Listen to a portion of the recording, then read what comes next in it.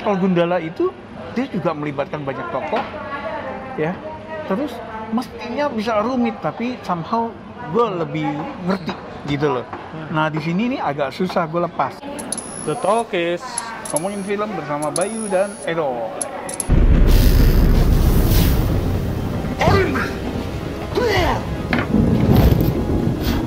Siapa itu? Serahkan Praja Musti itu. Oke, baik. Gatot Kaca ini kan sebenarnya udah di 2019 ketika Gundala rilis, ini nggak lama setelah ini langsung muncul pengumuman kan. Walaupun filmmakernya berubah nih. Di awal-awal tuh kan Charles Ghazali yang bikin, sampai teaser pertamanya gue ingat banget. Teaser pertama yang ada mobil gitu kan, yang lari segala macam. Nah, terus ternyata ganti dan adegan-adegan di teaser itu nggak ada. Anyway, jadi mencoba mengadaptasi serial Mahabharata ya. Atau Bharatayuddha. Iya, itu kan bagian dari Bharatayuddha. Disesuaikan dengan kondisi nasional. Tapi apakah begitu? Jadi ceritanya mungkin berdasarkan itu ya. Jadi Pandawa dan Kurawa kan kalau Mahabharata itu ribuan tahun lalu, bahkan jutaan tahun yang lalu ada keturunannya sekarang ini. Jadi ada gen Pandawa yang membangun, ada gen Kurawa yang merusak. Nah, ada beberapa orang yang gennya ini dominan, gen Pandawanya dominan, gen Kurawanya dominan. Nah, dan mereka mungkin punya kekuatan yang lebih ya daripada orang-orang biasa. Nah, itu tuh sebetulnya nih yang mau yang jadi intinya nih. Yang kita kenal Pandawa itu orang baik, pihak baik, Kurawa villain. Nah, tapi di sini dibikin bahwa ada juga Pandawa yang nggak baik, ada juga Kurawa yang justru baik gitu. Ya, jadi itu sih.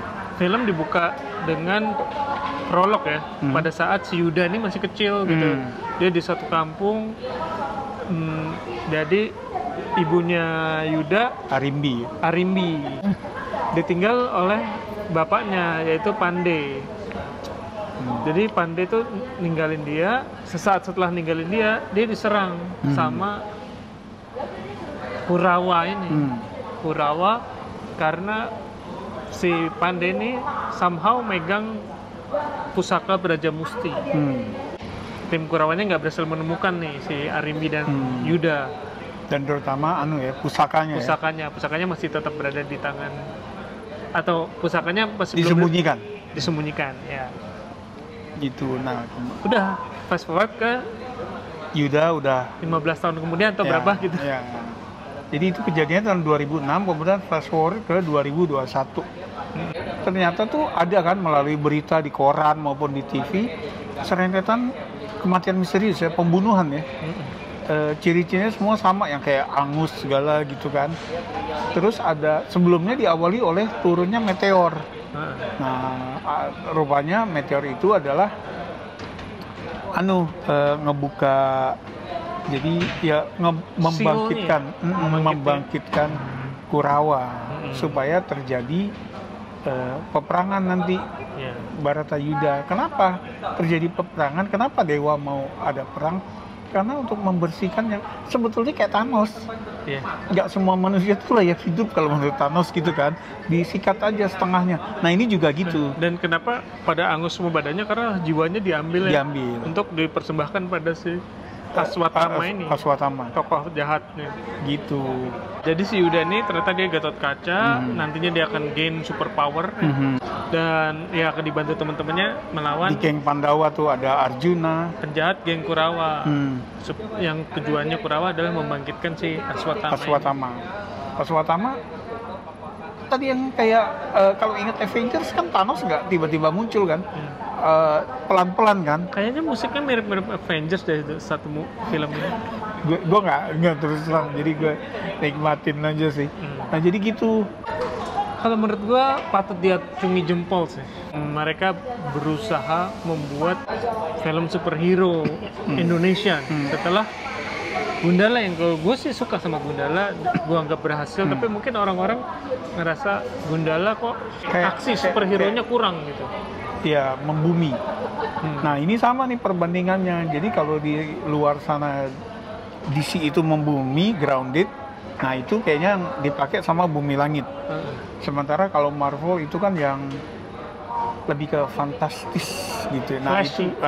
itu yang dipakai sama Satria Dewa. Nah termasuk rating kan kalau DC tuh walaupun G13 tapi kayaknya dark gitu ya dan violent dan Gundala gitu. Gundala 17 tahun loh kalau nggak salah ya. Ya, ini semua umur ya. Nah ini semua umur gitu. Jadi pendekatannya memang kayak gitu. Mungkin yang gue suka poin-poinnya adalah ya apa ya, efek-efeknya keren, terus pemerannya oke, terus actionnya oke. Karena ada dua jagoan di sini, Yayan Ruhian sama Cecep gabung nih gitu. Terus Udah, yang lo suka? sekarang dari lo. Oh, yang gue suka adalah tadi yang lo bilang, baik special effect-nya kan kita awalnya agak skeptis ya, bisa sebagus apa nih gitu. Karena kalau Gundala tuh karena pendekannya grounded ya kita bisa terima kayak gitu kan. Tapi kalau ini Gatot Kaca mau nggak mau harus ada terbangnya kan. Iya, karena Gundala gue wah keren nih, karena dia nggak mau nunjukin special effect karena tahu kelemahannya gitu. Kita nggak mungkin ngalahin Hollywood, jadi mendingan begini. Diamini aja kelemahannya gitu kan, dicari cara Tapi lain. kalau ini nggak mau, kita ayo go for it gitu kayaknya. Dan seperti yang kita lihat di teasernya waktu itu, di trailernya juga, special effect-nya ternyata bagus ya. Bagus. Jadi Bagus gitu. kalau menurut gua agak ada pinternya juga nih Hanung, karena dia buat sebagian shot visual effect tuh gelap, malam biasa itu. gelap, jadinya kalaupun ada kekurangannya nggak kelihatan. Ya. Kalau malam nggak kelihatan, kita nggak bisa ngeliat apa-apa, yang bagus aja nggak kelihatan, apalagi yang jelek. Nah, memang ada shot terakhir yang daylight tuh, yang Gatot Kaca, dan itu juga udah bisa dilihat di trailer kan. Nah kalau Dan ceritanya di sini agak convoluted gitu, agak rumit kalau menurut gue. iya, menurut gue jadi ceritanya rumit atau Agak belibet, dirumit-rumitin. agak belibet gitu. Jadi ada satu poin di mana gue udahlah gitu ya. Iya, Jadi sama, gue ikutin aja lah gitu ya. Jadi banyak penjelasan-penjelasan yang harus disimak secara serius mungkin. Iya. Jadi lo bisa tahu banget ceritanya. Nah kalau gue udah kayak begitu udah agak ribet, agak rumit, udahlah gue Lupain enjoy ya. aja. Nah, apalagi tuh ada ya menjelang akhir. Kalau kita ingat film-film action zaman dulu tuh penjahatnya menjelang akhir dia ngejelasin tuh semua, rencananya, alasannya segala macem gitu kan. Di sini juga ada eksposisi nih oleh salah satu villainnya ya, yang wah gitu loh, udahlah gitu. Nah tapi ya jadi gue maksudnya sutera lah. Gitu. Maksud gue gini, kalau Gundala itu dia juga melibatkan banyak tokoh ya. Terus mestinya bisa rumit tapi somehow gue lebih ngerti gitu loh. Nah di sini nih agak susah gue lepas. Nggak tahu ya, mungkin orang ada yang berpikir, wah semakin rumit semakin bagus, berarti lo intelijensi lo nggak nyampe kalau nggak ngikutin. Ya gitu kan. lo aja yang nggak, ya udah berarti emang kita aja yang nggak nyampe gitu loh. Itu terus sama kalau menurut gue kekurangannya tuh ada karakter yang terlalu yang hitam putih dari awal gitu, nggak dibantu juga sama pemerannya. Gue mengacu ke tokoh Nathan yang diperankan sama Axel Thomas gitu. Jadi dari awal dia muncul tuh dia kayak yang ngegasnya tuh kalau menurut gue nggak proper. Maksudnya lu kayaknya ekstra jahat deh gitu loh. Iya. Sampai bisa ada orang terus yang kayak yang ngapain sini, awas dasar gitu kan, anak DO gitu loh, siapa yang kayak gitu-gitu. Nah itu masih ada. Ya pasti kalau kita nggak tahu pertimbangannya ya, tapi mungkin para pembuat film menginstruksikan kalau wah, pokoknya lo harus sejahat mungkin. Bisa jadi gitu supaya penonton tuh langsung tahu Kalau gitu. dia jahat. Sementara kalau kita kan mikirnya kenapa dibuat gitu sih gitu. Ada cara lain ya. Ya jadi yang kayak gitu-gitu gue menyayangkan gitu di antara production value yang udah bagus, yang kayak gitu tuh masih ada. Action scene ini, Action- fight scene. Fight scene-nya ya ini untuk semua umur, jadi tentu ada boundaries yang nggak bisa dilanggar gitu. Jadi kalau ada orang bilang, wah Gundala terlalu sadis, nah ini mungkin lu malah justru ngarep kok agak kurang ya gitu loh, Nah kalau gue ngeliat gini, karena untuk semua umur. fighting scenes-nya itu banyak fast cut ya sistemnya. Jadi editingnya tuh fast cut. Sementara kalau kita lihat The Raid atau The Night Comes For Us, cirinya adalah fight scene dengan angle yang wide dan selama mungkin angle Kita itu dikasih lihat dipertahankan. tuh ya. Nah, jadi berantem beneran. Sementara ini kayak film-film Hollywood yang padahal film Hollywood udah mulai switch ke yang kayak Raid. Indonesia punya Raid style. Sementara ini kita switch ke kayak Hollywood Iya, gitu yang jadi yang fast cut. kayak set Nah, set gitu. Jadi kayak mau- gitu tuh ada berapa edit gitu ya, 3 edit. kayak mau mukul terus langsung disambut orangnya mental. Ya. gitu, misalnya gitu. Sementara kalau Raid itu bedanya pada saat mukul dan mental diliatin semua. Nah, di situ mungkin terus sama banyak adegan penting yang tone-nya tuh terlalu gelap gitu ya. Tone-nya termasuk yang adegan berantem. Banyak adegan berantem yang terlalu gelap sehingga karena editingnya cepat juga jadi ngikutinnya agak-agak Kita agak susah gitu. agak kan. susah ya. Nah, jadi impact ke visceral impact-nya kan kalau orang berantem tuh adegan scene kan adegan scene, adegan fight kan visceral impact ya yang kita rasain di nyali gitu kan. Nah, ini nggak berasa gitu. Nah, terus satu lagi ada adegan penting ya. Jadi ketika Gatot-Kaca akhirnya dapat full kostum ya, terus lawannya saat itu dapat full kostum juga, jadi sama-sama baru. Nah begitu, jadi ketika mata kita belum terbiasa, terus dua-duanya berantem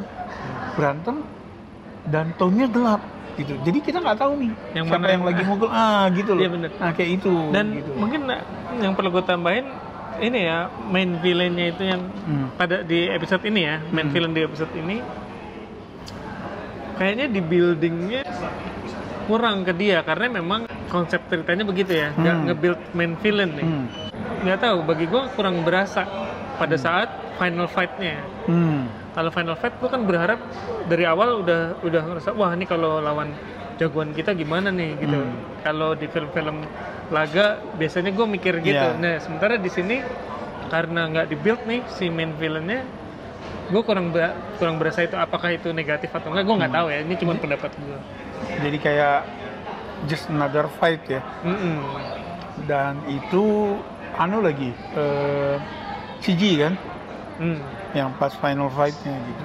Tapi oke lah, gue tetap berharap Satria Dewa Gatot-Kaca ini sukses besar sehingga ada semesta lain nih selain bumi langit gitu. Karena kayak kan masih ada Arjuna, terus yang di tease itu kan kayak Sri Kandi tuh baru muncul gitu doang tuh gitu ya. Terus Aswatamanya dikasih lihat itu siapa gitu loh. Jadi masih banyak.